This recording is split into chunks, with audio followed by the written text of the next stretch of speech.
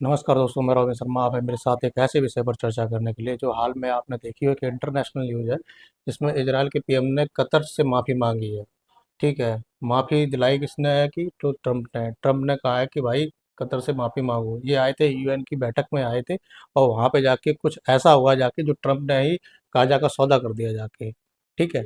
तो आप चलते हैं, आपको देखते हैं। ये आप देख देख सकते हैं, इसमें ट्रम्प ने नेतन्याहू ने दुआ में जब हमला किया था, तो आप ये कटिंग देख सकते हैं। इसके बाद आप ये देखिए, आखिर मतलब कतर मतलब इम्पोर्टेंट क्यों है कि कतर ट्रम्प के लिए इतना इम्पोर्टेंट क्यों है। तो उसका भी आप कुछ कारण समझिए। इसकी कुछ खास वजह है, जिसमें अभी हाल में आपने देखा होगा, जब ट्रम्प कतर की यात्रा पर गए थे, तब उन्होंने मतलब मई 2025 में जब गए थे, तो 243 बिलियन डॉलर का इन्होंने मतलब ये अगर रुपए देखा जाए तो 20 लाख करोड़ रुपए की एक डील की थी। ठीक है। जिसमें उन्होंने कहा था कि कतर के एयरबेस बोइंग से 160 विमान खरीदेंगे। ठीक है। एक तो उनकी डील हुई है। ठीक है। दूसरा कारण ये है कि मिलिट्री बेस है ये कतर में। वो अमेरिका का सबसे बड़ा मिलिट्री बेस है कतर में। दूसरी बात है, तीसरी बात, इसमें शांति वार्ता में जो मतलब कतर और इजराइल और हमास मतलब जो भी जब भी कोई वार्ता होती है, ठीक है, तो वो चाहे आतंकवादी से रिलेटेड हो या किसी लीडरशिप से हो, जब शांति वार्ता होती है तो कतर में ही होती है। अभी आपने देखा जैसे ही ईरान की वार्ता हुई जाके, मतलब जितने भी मतलब इंटरनेशनल विवादित होते हैं तो कतर में ज़्यादातर सुलझाए जाते हैं। अक्सर कर आपने ये चीज़ देखा होगा, नोटिस किया जाता है। ठीक है। चौथी बात आप देखिए, ट्रम्प को मतलब कतर ने ट्रम्प को गिफ्ट दिया था, एक विमान गिफ्ट दे दिया था। वो विमान है 400 बिलियन डॉलर का, मतलब अगर देखा जाए 34,000 करोड़ का विमान 7478। ये विमान है, ये मतलब ट्रम्प को गिफ्ट में दिया था। अब आप देखते हैं, ये है विमान, ये पूरा लग्जरी विमान है। इस विमान को कतर ने ट्रम्प को गिफ्ट में दे दिया। इसके बावजूद भी इजराइल ने कतर पे हमला कर दिया जाके। ठीक है। तो इस वजह से मतलब कतर जो देश है वो खपा हो गया जाके, और उसने क्या किया, तुरंत मतलब ओआईसी, क्योंकि कतर मुस्लिम कंट्री है और मुस्लिम कंट्री के होते सर उसने ओआईसी के जितने भी मतलब मुस्लिम राष्ट्र हैं, 57 राष्ट्र, उनको सबको आह्वान किया और बुलाया। और बुलाने के बाद में वे सारे एकजुट हो गए जाके। ठीक है। तो ये सब एक चक्र बना जाके जाके, समझ रहे बात को। इसके बाद मतलब जो नेतन्याहू है वो झुक गए हैं। आखिर इसमें कारण क्या है, इसमें मंशा क्या थी। ठीक है। आखिर ये ट्रम्प करवा रहे थे कि या ये हो रहा था, जिसको आगे हम बताएंगे। इसमें आप देख सकते हैं, इसमें क्या हुआ, कतर जब इसमें 6 लोग मारे गए थे। ठीक है। उसमें और ये इसमें वार्ता हो रही थी कि हमास के जो लीडर थे वो कतर में बैठ के वार्ता कर रहे थे जाके। ठीक है। तो जो इजराइल है, इजराइल के जो नेतन्याहू हैं पीएम, उन्होंने कतर पे हमला किया था इसी कारण, क्योंकि वो हमास को पसंद नहीं करते और वो हमास जो गाजा में रह रहा है, वो आज तो गाजा का भी सौदा कर डाला है। ठीक है। लोगों को पता नहीं चला, धीरे धीरे काम पूरा हो गया है। आपको देखते 6 लोग मारे गए थे, जिसमें 5 लोग हमास के थे और एक वहाँ का स्थानीय नागरिक था, वो भी मारा गया था। ठीक है। ये था, देखो 9 तारीख की ये खबर है, 9/9/2025 को ये खबर आती है। ठीक है। इस पे हमला होता है, 6 लोग मारे जाते हैं। ठीक है। इसमें देखो, ये जो नेतन्याहू है वो सीधी धमकी देते हैं कि मैं कतर और उन सभी देशों को कहता हूँ, मतलब सभी देशों को वो ये कहते हैं जो आतंकवादियों को पनाह देते हैं, या तो उन्हें खदेड़ दो या फिर उन्हें न्याय के कटघरे में खड़ा कर दो, क्योंकि अगर तुम ऐसा नहीं करोगे तो हम उन्हें छोड़ेंगे नहीं। उन्होंने साफ शब्दों में ये बात कही है मारने के बाद। अब आप देखिए, 72 घंटों में उन्होंने 6 मुस्लिम देशों पर हमला किया था, जिसमें देखो 200 लोगों की मौत हुई थी, 1000 लोग करीब करीब घायल भी हुए थे। इसमें देखो 6 देश, लेबनान में इन्होंने हिजबुल्लाह को मारा, सीरिया में असद की सरकार पलट दी, कतर में तो आपको देखिए जिसके बारे में मैंने बताया था। ठीक है। जबकि अब कतर में ही मतलब है अमेरिका का सेंटकॉम हेडक्वार्टर भी है। ठीक है। तब भी मतलब वहाँ पे अमेरिका के सैनिक रहते हैं, लगभग सबसे ज़्यादा सैनिक मतलब एक बेस है उसमें रहते हैं, समझ रहे। लेकिन फिर भी मतलब इसराइल ने उसको ठोक दिया जाके, समझ रहे। ट्यूनीशिया की एक विमान पे मार दिया, मतलब किसी को भी नहीं छोड़ रहा है। यमन के हूती को नहीं छोड़ रहा है, समझ रहे। ईरान पे ईरान पे तो ईरान को पूरा खत्म कर दिया जाके, ईरान के परमाणु जो कार्यक्रम है उनको नष्ट कर दिया, उनके वैज्ञानिक को खत्म कर दिया, समझ रहे हो। तो किसी को कोई बख्शता नहीं, यानी कि अमेरिका तुम ये समझ लो, इजराइल एक मिनी अमेरिका की तरह काम करता है, समझ रहे हो, इस तरीके का है। और इन दोनों की ही मिली भगत रही, जो गाजा का सौदा कर डाला है। आपको आगे बताएंगे कि क्या हुआ जाके। जैसे अभी देखा, इसमें हमने आपको बताया था, ईरान पर हमले के लिए अमेरिका ने बनाया था बंकर बस्टर बम है। ठीक है, ये देखो। ठीक है, इनके एटमी प्रोग्राम को तबाह कर दिया था। ठीक है, दोनों की एक ही मंशा है, समझ रहे, चाहे इजराइल हो चाहे अमेरिका को, समझ रहे, दोनों की एक ही मंशा है। अब आप देखिए, जब ये मतलब मारा था, कतर पे हमला किया था, कतर के हमला के बाद जब यूएन में इनके जो राजनयिक थे, उन्होंने ये बात कही है कि अमेरिका ने भी तो 9/11 का हमला किया था, वो भी तो उसामा बिन लादेन पाकिस्तान में तो छुपा था। ठीक है, उसे क्यों नहीं क्यों मारा गया है, बल्कि सवाल था कि उसे शरण क्यों दी गई थी। मेन बात है, उन्होंने ये कहा है कि दुनिया में हमास कहीं भी हो, हम उसको छोड़ेंगे नहीं, ये बात कही थी। ठीक है, तो उसी के तर्ज पे उन्होंने यूएन में ये चीज़ बात कही है। ठीक है, तो जब यूएन में ये भाषण देने के लिए गए थे नेतन्याहू, तो जो मुस्लिम राष्ट्र थे, उन्होंने मतलब नेतन्याहू का बाइकआउट कर दिया। ठीक है, तो जब बाइकआउट किया जाके, तो लेकिन भाषण तो दे ही रहे थे, तो भाषण के समय ही उन्होंने बाइकआउट किया। उन्होंने कुछ अहम बातें रखी हैं। उन्होंने अहम बातें क्या रखी है कि यमन में जो हूती विद्रोही है, उनको आधा हिस्सा खत्म हो गया है उनका, समझ रहे। गाजा में सिनवार हमास जो लीडर थे, ठीक है, उनको हमने ख़त्म कर दिया। लेबनान में हसन नसरुल्लाह था, उसको हमने ख़त्म कर दिया। सीरिया में जो असद सरकार थी, उनको ख़त्म कर दिया। इराक में वो मिलिशिया, खैर वो अभी भी डरे हुए हैं, और अगर उनके नेता इजराइल पर हमला करेंगे तो वो भी खत्म हो जाएंगे। और ईरान के तो शीर्ष सैन्य कमांडर और उनके शीर्ष परमाणु नेता, इनके ईरान के तो सैन्य के कमांडर, जो कमांडर थे सेना के, उनको खत्म कर दिया। उनके परमाणु वैज्ञानिक थे, उनको खत्म कर दिया। और जो परमाणु साइट थी, उनको भी खत्म कर दिया, समझ रहे हो। अभी हाल में आपने न्यूज़ देखी होगी। ठीक है, ये आप देखो, इजराइल गाजा में जंग रोकने को तैयार हुए थे। ठीक है, आप समझो पहले, नेतन्याहू अब तैयार हुए जाके, समझ रहे बात को, कि हम जंग रोकने के लिए तैयार हुए। और उसमें क्या है, उसमें ट्रम्प ने 20 पॉइंट रख दिए थे, 20 पॉइंट रखे हैं। अब 20 पॉइंट कैसे रखे हैं, आपको समझिए, क्योंकि अमेरिका भी चाह रहा है और इजराइल भी चाह रहा है। ठीक है, दोनों, सॉरी, अमेरिका और इजराइल दोनों चाह रहे हैं, क्या चाह रहे हैं, उनकी एक ही मंशा है। अब उनके थॉट प्रोसेस उनको समझते हैं कि उनके 20 पॉइंट में ही छुपे हुए हैं। अब आगे देखते हैं, इन्होंने देखो ये कहा है। हाँ, इजराइल शांति चाहता है, और कई फिलिस्तीनी भी चाहते हैं कि उनका जीवन बेहतर हो। इसके लिए फिलिस्तीनियों को आतंकवाद रोकना होगा, और अपने भविष्य की जिम्मेदारी खुद लेनी होगी। ठीक है, अब उन्होंने जो 20 पॉइंट है, उनसे उसको देख लेते हैं।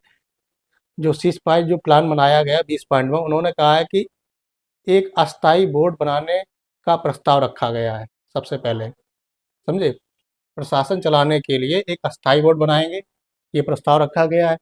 कौन बनाएगा? ट्रम्प इस बोर्ड की अध्यक्षता करेंगे, समझ रहे। कौन बना रहा है? अस्थाई बोर्ड बना कौन रहा है? ट्रम्प बना रहे हैं, अमेरिका बना रहा है, समझ रहे बात को।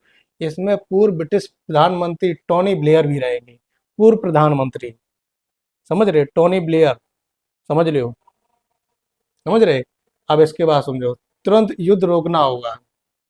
इजराइल और हमास के बीच सहमति बनी तो गाजा में युद्ध तुरंत खत्म होगा, पहली चीज बात गई। दूसरी बात, इजराइल पीछे हटेगा, ठीक है, धीरे धीरे अपनी सेना पीछे हटाएगा। और तीसरी उन्होंने पॉइंट रखा है कि बंधकों को छोड़ना, हमास 72 घंटे के अंदर बंधकों को छोड़ दे, चाहे जिंदा हो चाहे मरे हुए हैं, 72 घंटे में छोड़ दे। चौथी बात कही, कैदियों की रिहाई होगी। ठीक है, ये बात कही है। पांचवी बात कही कि शवों का जो आदान प्रदान होगा। ठीक है, हर मृत इजरायली कैदी के बदले 15 मृत फिलिस्तीनियों की शव दिए जाएंगे। ठीक है, यहाँ तक लो ठीक है। गाजा के आतंक मुक्त बनाना है। अब यहाँ से देखिए, यहाँ से पॉइंट पकड़िए, क्या उन्होंने कहा, गाजा को आतंक मुक्त बनाना है। गाजा से हमास के सारे ठिकाने और हथियार हटाए जाएंगे, समझ लीजिए। फिलिस्तीन दो जगह राज करता है, एक गाजा में करता है, और एक वेस्ट बैंक में करता है, दो जगह काम करता है। ठीक है, और जो गाजा साइड है, उस जगह जो हमास पे कंट्रोल है, तो उसमें बोला गाजा से हमास के सारे ठिकाने हथियार हटाए जाएंगे, समझ रहे हो। यही तो मतलब नेतन्याहू कर रहे थे, इजराइल के पीएम। यही तो कर रही थी। हमास प्रशासन में शामिल नहीं होगा, ठीक है। हमास और अन्य लड़ाके गाजा की सरकार में हिस्सा नहीं लेंगे, ठीक है। जो उनके लड़ाके हैं वो जो लड़ाके हैं वो मतलब सरकार में हिस्सा नहीं लेंगे। दूसरा पॉइंट समझिए, वही वही आप जोड़ के चलिए, ठीक। इसके बाद अंतरिम प्रशासन समिति, गाजा के लिए एक अस्थायी तकनीकी समिति बनाई जाएगी जिसमें योग्य लोग होंगे। नौवीं बात कही, शांति बोर्ड बनाया जाएगा। इस बोर्ड की अध्यक्षता अमेरिकी राष्ट्रपति ट्रंप करेंगे। समझ रहे, अमेरिकी राष्ट्रपति ट्रंप करेंगे।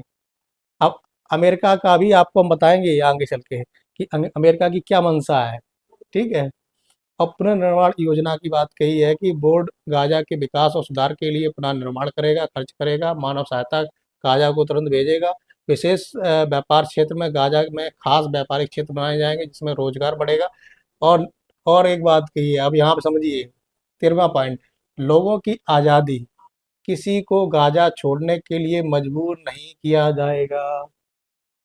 जो जो चाहे जा सकता है और लौट सकता है। समझ रहे हो, ट्रम्प तो खाली मतलब नेतन्याहू इजराइल तो खाली तो करवाना चाह रहा है गाजा को।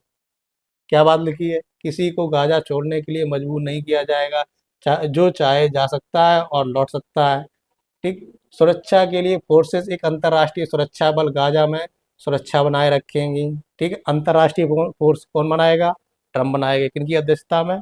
ट्रम्प की अध्यक्षता में। समझ रहे बात को। पुलिस की ट्रेनिंग, सुरक्षा बल गाजा पुलिस को ट्रेनिंग देंगे और मदद करेंगे। सीमा सुरक्षा, इजराइल और मिस्र की सीमाओं पर सुरक्षा मजबूत करेंगे, ठीक। लड़ाई बंद, युद्ध खत्म होने तक हवाई हमले और गोलाबारी रोकी जाएगी, ठीक। मानवाधिकार सुनिश्चित, अंतर्राष्ट्रीय संगठन गाजा में मदद और सुरक्षा की निगरानी करेगी, ठीक है। शांति बातचीत, इजराइल और फिलिस्तीन के बीच शांति के लिए बातचीत शुरू होगी। भविष्य की योजना, इस योजना के मकसद गाजा में स्थायी शांति, विकास और बेहतर जीवन लाना होगा। समझ रहे बात को। अब इनको हम देखते हैं ट्रम्प की मंशा क्या थी और करवा कौन रहा था। अब आगे देखिए आपको, ठीक है। और कुछ बातें और इसमें अहम बातें लिखी हैं, ठीक है। इस और नेतन्याहू ने और एक चेतावनी दे दी है, मतलब सीधी सीधी। इससे पहले नेतन्याहू ने चेतावनी दी है कि यह काम आसान या मुश्किल तरीके से होगा, ठीक है। या तो आसान तरीके से मान जाओ, नहीं तो मुश्किल तरीके से, सीधे चेतावनी दी। लेकिन इसे पूरा जरूर किया जाएगा। अगर हमास इस प्लान को नहीं मानेगा तो इजराइल खुद या यह काम पूरा करेगा। समझ रहे, या तो हमास आराम से मान जाए, नहीं तो इजराइल तो खाली करवा ही देगा, ठीक है। वही हमास ने हथियार डालने से इनकार कर दिया है। इसका कहना है कि हमें प्लान का औपचारिक प्रस्ताव नहीं मिला है। दूसरी तरफ फिलिस्तीन सरकार ने ट्रंप के प्लान का स्वागत किया है। समझ रहे, फिलिस्तीन सरकार ने स्वागत किया है। अब देखो, मैंने आपको क्या बताया, फिलिस्तीन यहाँ पे है, ठीक है, यहाँ पे और यहाँ पे है। यहाँ पे फिलिस्तीन के जो लीडर है वो मतलब काम करते हैं। यहाँ पे गाजा में जो है, यहाँ भी फिलिस्तीन है लेकिन यहाँ पे हमास के नेता काम करते हैं। इस जगह को खाली करवाना चाह रहे हैं। समझ रहे बात को। ये आप देखिए, इस जगह को पूरी खाली करवाना चाह रहे हैं क्योंकि इधर का ही मेडिटेरियन सी है। समझ रहे हो, यहाँ पे समुद्र है और इस जगह को खाली करवाना चाह रहे हैं। आखिर क्यों करवाना चाह रहे हैं? ट्रम्प की भी मंशा वही है और इजराइल की भी मंशा वही है। आखिर क्यों करवाना चाहते हैं, इसके बाद में आगे चलते हैं, ठीक है। अब आप देखिए, इसमें सभी ने स्वागत किया, मोदी मोदी ने स्वागत किया है। ये आप देखिए, 8 मुस्लिम स्टेट सपोर्ट ट्रम्प, ठीक है, इन्होंने भी स्वागत किया है, जॉइंट स्टेटमेंट दिया। कीर स्टारून ने इसका स्वागत किया है, ठीक है। अब देखिए गाजा पर, जो गाजा है इस पे क्या है, जो अमेरिका क्या चाह रहा है गाजा पे। अमेरिका चाह रहा है कि इस जगह को खाली करो, इस जगह हम नया शहर बसाएंगे, बिल्कुल वैसा ही जैसे दुबई में, मतलब दुबई में जो शहर बसाया हो गया है, ठीक है। समझ रहे हो, जैसे दुबई में शहर बसाया हुआ है, उस तरीके का हम शहर बसाएंगे। पिछले कई महीनों से इजरायली हमलों के चलते गाजा पट्टी की पूरी तरह से तबाह हो गई। इसी बीच में अमेरिकी राष्ट्रपति डोनाल्ड ट्रंप की गाजा को दुबई जैसा टूरिस्ट और फाइनेंशियल स्पॉट बनाने की योजना सामने आई है। 20 लाख लोगों को निकाला जाएगा। समझ रहे हो, आप देखो, ये क्या 4/9/2025 की खबर है। दुबई जैसा बनाएंगे, फिलिस्तीन को गाजा को छोड़ने के बदले 4 लाख रुपए और 4 साल तक रेंट मिलेगा। ठीक है, ये सब देखो खबर है, समझे? तो आप समझ गए पूरे पूरी जानकारी को। करवा कौन रहा था? ट्रम्प करवा रहे थे। ठीक है, और कर कौन रहा था? इजराइल कर रहा था। समझ रहे बात को? अभी इजराइल ने जब 6 देशों को मारा, सभी को मारा जाके, तो जी दौड़ दौड़ के कहाँ पे आए थे? अभी अभी यूएन की बैठक हुई थी जाके, तो ये सभी लोग मिलके ट्रम्प से मुलाकात किए कि भाई बस अब इतना ही करो, बचा लो। ठीक है, तो ठीक है, ट्रम्प ने कहा कि ठीक है, हम एक प्रस्ताव रखते हैं, अगर इस प्रस्ताव को स्वीकार करते हो तो ठीक है, और नहीं स्वीकार करोगे तो गाजा पे वो तो करेगा ही हमला। समझ रहे हो? तो 57 देश वो भी जानते हैं कि हमारे साथ क्या खेला हुआ है, लेकिन खेला हो चुका है। ठीक है, ट्रम्प ने गाजा का सौदा कर दिया, या तो आसानी से मान जाओ और नहीं तो हमें दे दो। अध्यक्षता भी वही कर रहे हैं, ट्रम्प भी कर रहे हैं। समझ रहे बात को पूरी तरीके से, जैसा कि हमने बताया है। अब इस कुछ बात कर लेते हैं पिछली बारे इसके बारे में कर लेते हैं, इसराइल के बारे में कर लेते हैं। फिलिस्तीन, मतलब जो है, फिलिस्तीन में बसने लगे थे यहूदी। ये पहले ऐसा था, मतलब जो जर्मनी में यहूदी मतलब रहते थे, और दुनिया भर में लोगों में यहूदी रहते थे। ठीक है, तो वहाँ से फिर मतलब ब्रिटेन ने, मतलब जब एटोमन एम्पायर हुआ था तो इस जगह को कब्जा कर लिया था। फिर उन्होंने इस जगह को, मतलब फिलिस्तीन जगह को, मतलब इजराइल, मतलब जो ब्रिटेन ने इजराइल को सौंप दिया था। समझ रहे हो? अब ये समझ रहे हो, 1914 में ऑटोमन एम्पायर के खत्म होने के बाद में यरूशलेम और फिलिस्तीन इलाके में पर ब्रिटेन का कब्जा हो गया था। समझ रहे? 1917 में ब्रिटेन के पीएम ऑर्थर बॉलफेयर ने यहूदियों के साथ में वॉलफेयर डिक्लेरेशन के नाम से समझौता किया था। इसके जरिए फिलिस्तीन को बांटकर यहूदियों के लिए एक देश बनाने का वादा किया था। ठीक है, अब मतलब जर्मनी में यहूदी रहते थे, और जर्मनी में यहूदी रहते थे तो जर्मनी में ही आपने देखा होगा हिटलर रहा करता था। तो हिटलर जब प्रथम विश्व युद्ध जब हारा था, तो उसने जब हार का कारण खोजा, तो हार का कारण उसको ये पता चला था कि जो यहूदी है, ठीक है, इन्होंने हमारे साथ गद्दारी की थी। ठीक है, इसके बाद मतलब हिटलर ने यहूदियों को, मतलब एक गैस चैम्बर में डाल के करीब करीब कईयों लाख लोगों को गैस चैम्बर में डाल के मार दिया था। बहुत होलाकॉस्ट जैसी मतलब घटना हुई थी आके। ठीक है, ये आप देखिए, जैसे इस डिक्लेरेशन के बाद में ही अलग अलग देशों से यहूदी फिलिस्तीन आकर यरूशलेम और उसके आसपास के इलाकों में बसने लगी। दरअसल यहूदी धर्म के लोगों का मानना है कि यहूदियों का पवित्र मंदिर the Holi of the Holi इसी जगह पर हुआ करता था। ये आप देखिए, आज भी वही मौजूद वॉल ऑफ द माउंट उसी मंदिर का हिस्सा है, इसीलिए यहूदी इस जगह को अपनी मातृभूमि मानते हैं। यहूदियों की बढ़ती संख्या में 1939 में उनके खिलाफ फिलिस्तीनियों में आंदोलन शुरू हुआ था। जब 1939 हुआ था, तो फिलिस्तीन मतलब दुनिया भर से आके, मतलब इसराइल में, मतलब फिलिस्तीन में रहने लगे आके। ठीक है, और जब फिलिस्तीन में रहने लगे तो फिलिस्तीन के लोग ने मतलब प्रदर्शन चालू कर दिया। अब प्रदर्शन हुआ जाके, तो ब्रिटेन की सेना ने इस प्रदर्शन को रोका। समझ रहे हैं? ये आप देखो, ब्रिटेन आर्मी ने मार्च निकाला।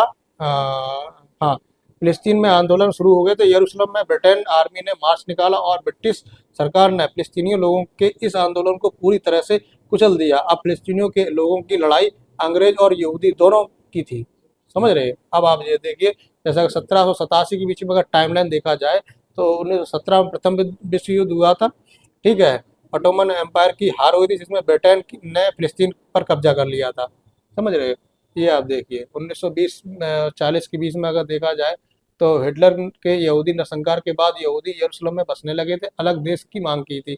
47 में देखिए, 1947 में यूएन के ने फिलिस्तीन को बांटकर दो हिस्सों में कर दिया था। इजराइल बनाने का प्रस्ताव यहाँ पे कर दिया था 1947 में। ठीक है, 48 में 14 मई को इजराइल को देश बन गया था। ठीक है, अरब देशों ने इस पर हमला कर दिया था, और 8 महीने इसमें जंग हुई थी जाके।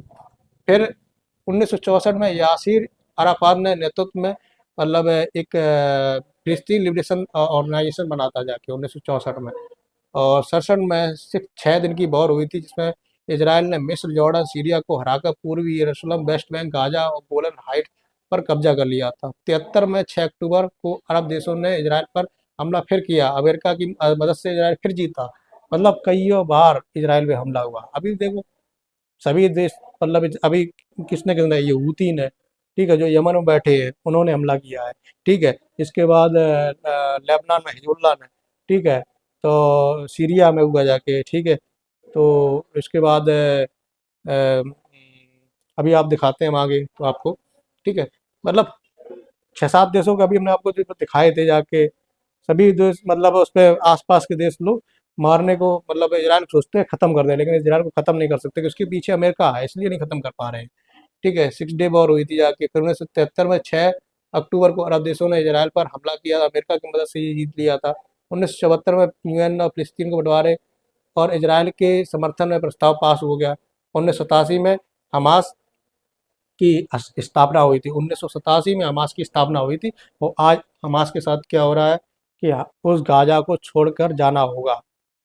अगर गाजा छोड़कर नहीं जाते हो तो गाजा को पूरा साफ कर दिया जाएगा। या आराम से मान जाओ, या मुश्किल तरीके से छोड़ के तो जाना पड़ेगा, क्योंकि दोनों की मंशा वही है। समझ रहे? दोनों की मंशा वही है। अमेरिका भी वही चाहता है और जो इजराइल है वही चाहता है। अब आप देखिए, पहले आप देखिए, मैप देखो, पहले ये फिलिस्तीन पूरा हुआ करता था। ठीक है। 46 में, 47 में देखो कट कर जो जो हरा हरे हरे कलर का है ये फिलिस्तीन है। देखो कट के फिलिस्तीन इतना हो गया। फिर 67 में इतना हो गया। 2008 में इतना रह गया और इतना रह गया, दो जगह रह गया। ठीक है। अब इस हिस्से को ख़त्म कर रहे हैं। समझ रहे? फिलिस्तीन का ये जो हिस्सा है इसको ख़त्म कर रहे हैं। बस ये हिस्सा रह जाएगा। ये हिस्सा को साफ करेंगे और यहीं पे मतलब ट्रम्प एक सुंदर नगरी, समझ रहे हो, अच्छी बिल्डिंग, अच्छी इमारत यहाँ बनाएंगे और ट्रम्प इमारत खड़ी करेंगे। समझ रहे बात को? तो जानकारी अगर अच्छी लगी हो तो लाइक सब्सक्राइब जरूर रखें करें और अपनी राय जरूर अपनी कमेंट में रखें। धन्यवाद।